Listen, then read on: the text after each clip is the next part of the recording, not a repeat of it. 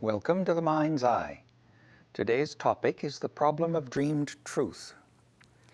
Now, I'm going to relate the subject of truth and deceit in dreams to their context in divinatory practice and belief. Now, what makes a dream true? How does the truth of dreams relate to waking truths? These are questions that have rankled philosophers and theologians for millennia, since they bear directly on the daily questions of what we can trust and believe to be true and what we cannot trust and view as falsehood.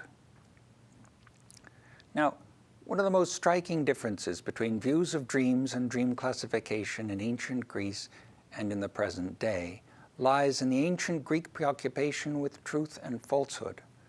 While we in our modern world ask whether a given dream is good or bad, the ancient Greeks wanted to know whether their dream was believed as prophetic or discounted as mere bunk and hokum. In the ancient world, if a dream is to be believed, then it is helpful to associate its provenance with the timeless realm of the gods. From times immemorial, dreams have been viewed as prophetic and have therefore taken the forefront in notions of divination. Now, what, you may ask, is divination? Broadly speaking, it is the assignation of meaning to events, signs, or omens by reading them. Here I'm using reading in the broadest possible sense as making sense of. H.J. Rose, in his article on divination in the Hastings Encyclopedia of Religion and Ethics, which is a most extraordinary volume, provides us with a list of common divinatory techniques.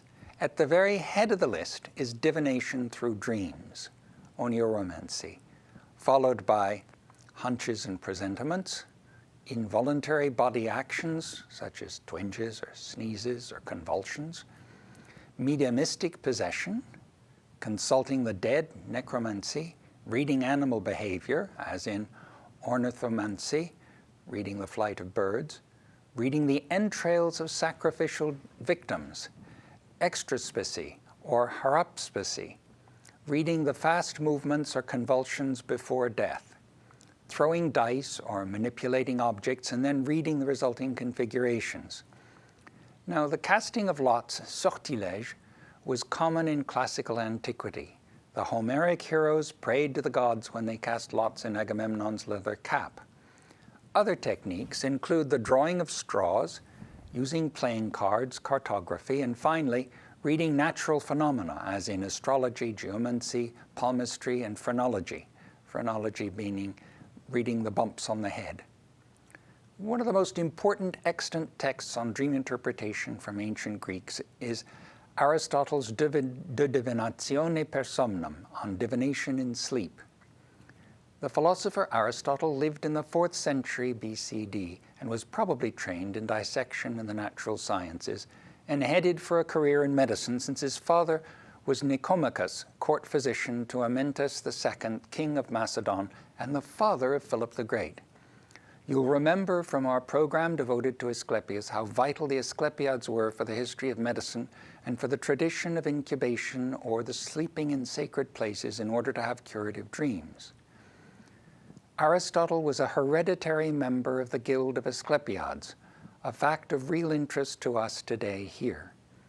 In 34C BCD, Aristotle became the tutor of Philip's son, Alexander III, otherwise known as Alexander the Great. Later in his life, Aristotle established a school called the Lyceum, an institution devoted to the pursuit of all branches of knowledge. From this term for this school is derived the French term lycée, meaning high school. In approaching the matter of dream categories, Aristotle borrowed ideas from his Nicomachean Ethics, in which, when he speaks of the highest good, he abandons any identification of happiness with goodness. By definition, then, good dreams for Aristotle are not necessarily happy. They don't have to be at all. Rather, they are dreams that express the powers of the soul, rational and irrational.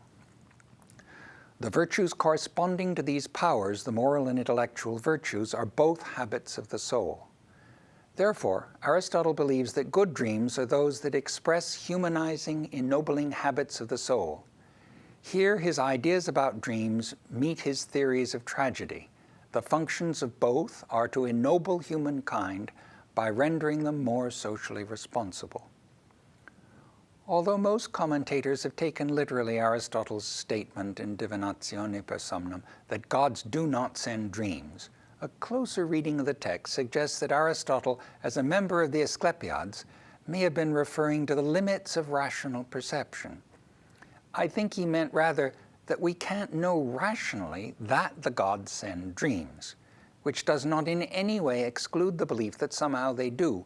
It's just that we will never catch them doing so. While Aristotle might appear to have taken dreams out of the context of divination in order to connect them with his theory of tragedy and moral responsibility, this does not mean that he thought that dreams bear no relation to divine powers. As a member of the Asclepiads, he full well knew the relation between dreams and physicianly skills, but chose to focus on what he could rationally observe. Hence, he believed that skill in dream interpretation depended upon an ability to recognize resemblances, which he compared to, quote, the faculty of observing forms reflected in water, close the quotes. If the water is in motion, then skillful indeed would have to be the interpreter who could rapidly discern and at a glance comprehend the scattered and distorted fragments of such forms, so as to perceive that one of them represents a man or a horse or anything whatsoever. That was a quote. Aristotle's emphasis on recognizing resemblances is absolutely essential for an understanding of how dream interpretation works. Whether one believes that one links a particular dream with a prior expectation, in which case the dream is the coming true of a prior expectation, or whether one uses a dreamed experience through which to view subsequent events, in which case the dream is premonitory.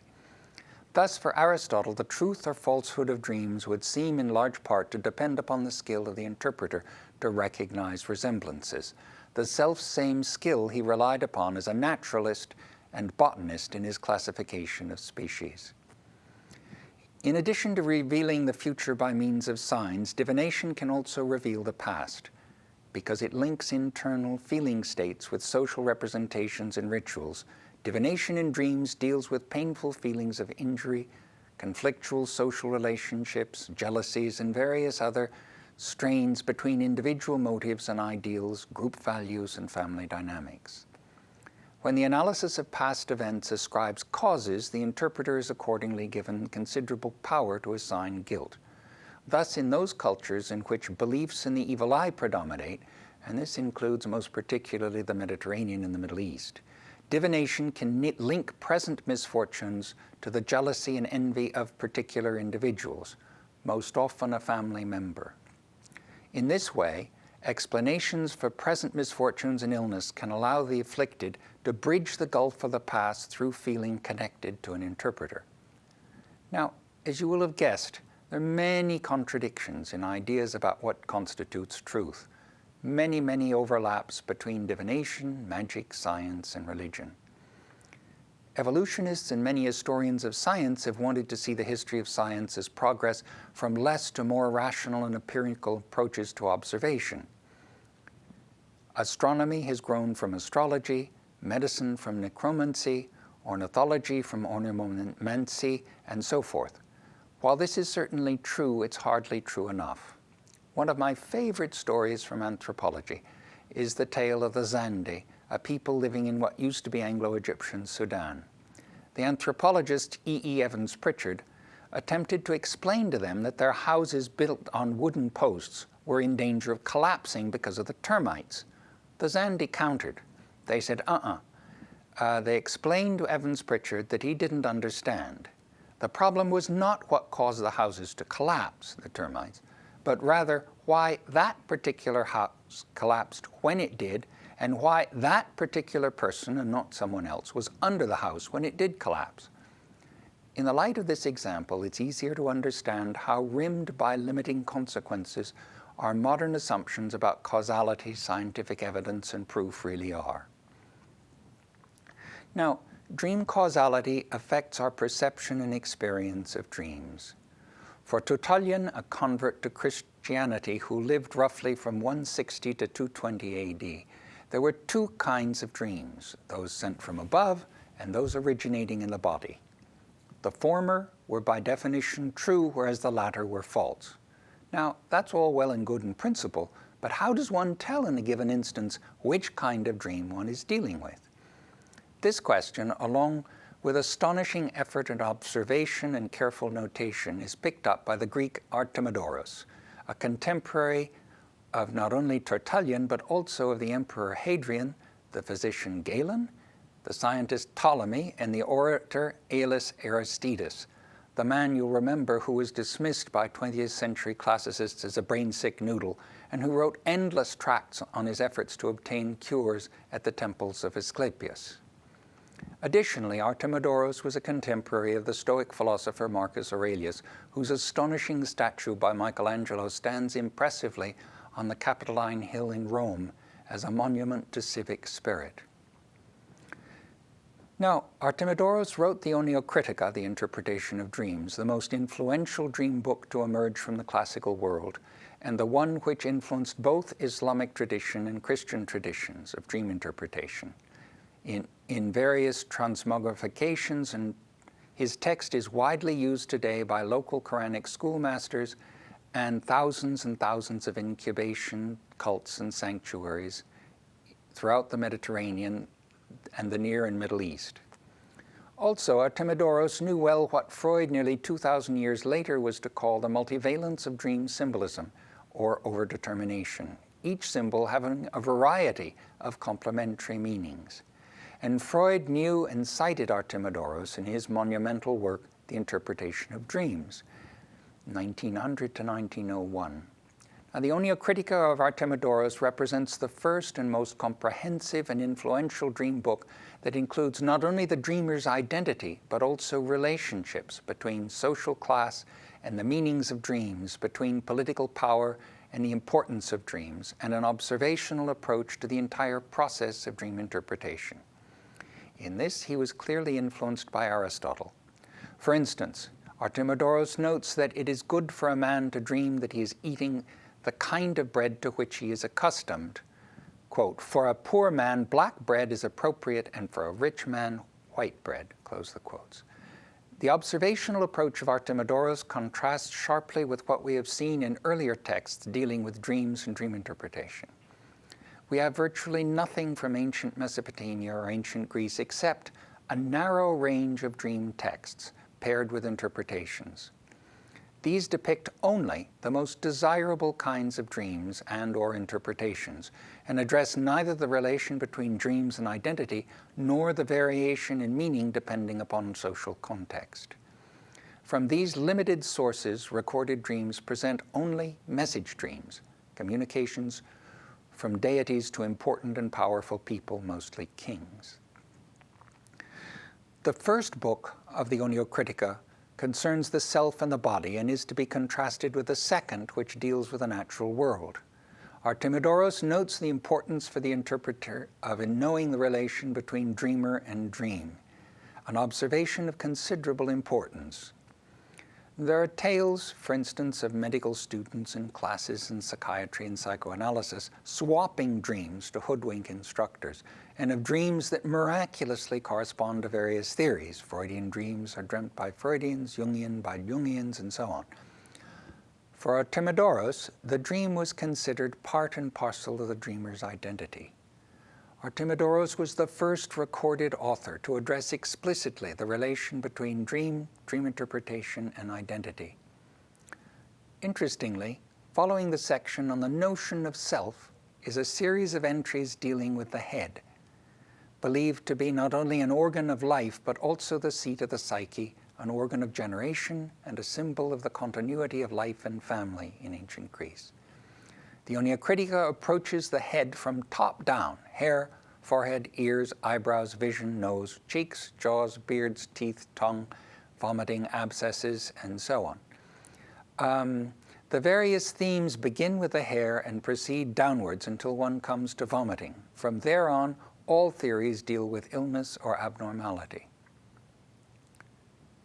Speaking of drinking in dreams, Artemidoros notes that drinking vinegar presages a quarrel with a member of the household, quote, because of the contraction of the mouth, while drinking olive oil means poisoning or illness. After a brief discussion of drinking cups, Artemidoros passes to dry nourishment, beginning with quote, vegetables that give off a smell after they are eaten, as, for example, radishes, endive, and cut leeks, indicative that secrets will be revealed and signal hatred for one's associates, close the quotes. Now, such systematic and thorough detailing of dream symbols, together with possible social contexts for interpretation, distinguishes the Onia Critica of Artemidoros from all his predecessors and puts dreams forward in the tradition of Aristotle as a system related to observable phenomena and relationships. With respect to the problem of truth, Artemidoros has most interesting ideas. He notes in the Onia Critica that animals tell the truth only because they lack reason and cannot lie. This principle that only sentient beings lie serves as the basis for his theory of enthusiasm, which considers as sources of knowledge things like the flight patterns and calls and movements of birds of prey, along with the movements of heavenly bodies. By implication, then, the study of the natural world is less treacherous than the study of the human world, since animals do not lie and human beings do. Consequently, an observational approach to human beings, similar to that used for animal kingdom, allowed Artemidoros to take his distance from the problem of deceit. Considering dreams, and dream interpretation as one might the behavior and habit of butterflies, encouraged Artemidoros to negate the messy world of man the deceiver. Now here we're back to poor old St. Augustine, who lived from 354 to 430 about, roughly 2 centuries after Artemidoros. St. Augustine prayed to God, please not to send him any dreams at all, because he couldn't tell which were God-sent and therefore true and which were false. Yet a closer look at dream categories and dream interpretation, together with their patterns and contexts, inevitably raises questions about how to evaluate what one knows and how to exercise doubt. It seems to me that writings on dream and dream interpretation constitute an exceptional laboratory in which to view notions of deceit and theories of what motivates deception, how to guard against it, and how to recognize it. A contemporary of St. Augustine, living at the end of the 4th and the beginning of the 5th century, a certain Synesius, tried to lay to rest the problem of doubt in dreams by declaring that as a matter of principle, all dreams are true. But even such a categorical attempt to solve the problem of truth only shifts it, since Synesius added that it's not given to everybody to perceive the truth. So we're stuck with attempting to judge who perceives dreams truthfully and who doesn't. Presumably then, individuals require discipline and skill in interpreting dreams, and their ability to perceive truth depends upon this skill. However, we're still flummoxed by the problem of knowing who has the skill to perceive the truth of dreams and who does not. These ideas fit neatly into Synesius's belief that all parts of the universe are interconnected and mutually dependent, such that each phenomenon, like a dream, is, quote, a legible writing of the future, close the quote.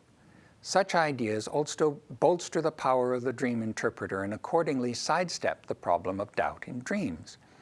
For Synesius, everything potentially relates to divination, whether dreams, the movement of the stars, the flight of birds of prey, patterns of illness, effects of the evil eye, or the study of corpses.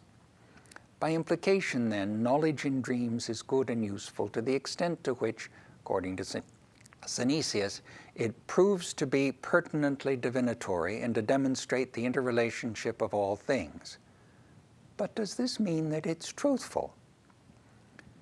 The problem of truth and deceit in dreams is, I think, directly related to why and how the Christian, Islamic, and Jewish traditions all tended to emphasize interpretation over dreamed experience or dream telling. Early Christians discredit dreams as sources of legitimate knowledge, since increasingly that was supposed to come from within individuals, or there would be the risk of heresy, but rather from the church, what St. Augustine called the city of God. As for Islam, Muhammad put himself forward as a prophet and visionary, so he wanted no competition. He even declared that there could be no truthful dreams at all after his own as visionary prophet. What effect this decree had on subsequent practice of dream interpretation is an open question, but it did anchor Islamic dream interpretation in the authority of the holy men, the fiqh, who were men of the book, the Quran. Now, unlike Muhammad, Christ had no need for claims of prophecy since he was the Son of God and had, so to speak, a hotline between Father and Son. More than that, since Father and Son were one, their communication could not be quote-unquote symbolic. In the Talmud, dreams are viewed as inherently meaningless and therefore altogether dependent on the interpretation given them. In fact, the interpretation can transform any dream, according to the Talmud. Thus, if a frightening dream or nightmare is interpreted positively, the dream can have no ill effects. There's a Jewish saying that literally means making a bad dream true. Everything depends upon the interpretation of the rabbi. In this way, the problem of the truth of dreams is sidestepped because dreams are not to be believed at all. Truth lies only in the authority of the interpreter. Now, we've seen then in this program that dreams are a laboratory for theories of doubt and belief, a crucible for notions of truth and falsehood. In today's world, where science is assumed to be based on reality and observation assumed to yield reliable knowledge, dreams have been cast aside as irrelevant to our concerns, merely flights of fancy without meaning. However, if we look deeper, we find, for example, that the earliest physicians were devotees of the temples and cults of Asclepius, the god of healing who acted through dreams. Within our Christian tradition, dreams came to be associated with doubt, and doubt with the threat of excommunication and isolation. Heretics could use dreams and visions to challenge the authority of the Church. The easiest way to make the headaches of which St. Augustine suffered disappear was to discredit dreams and the doubt associated with them by saying, in effect, that there was no such thing as a meaningful dream. Only interpretations had meaning. To buttress such arguments in an age of science, it is argued that no empirical evidence can decide with respect to any given dream whether it is true or false. Without such empirical evidence, so the argument goes, dreams don't matter. So whatever they might convey need not trouble us. So whether one discredits dreams as a Christian or as a scientist or as both, the end result is the same. Dream experience fades into nothing. It is greatly to Freud's credit that he managed, drawing implicitly on the traditions of Asclepius and Artemidoros and whatever the flaws in his theories, he drew attention to place dreams front and center in the life of the mind. As I hope to have shown in this and preceding programs, dreams irrepressibly remind us that the compass of our lives is larger than our will or intention or rational comprehension, thereby defining a beyond which beckons to our imaginations, a beyond essential for the life of the mind. Thus we return to our concept of the Greek notion of psyche, meaning life and breath, as the touchstone of this program, The Mind's Eye. In the next program, we'll pursue our investigations of dreams, doubt, and healing. I hope you will be with me then.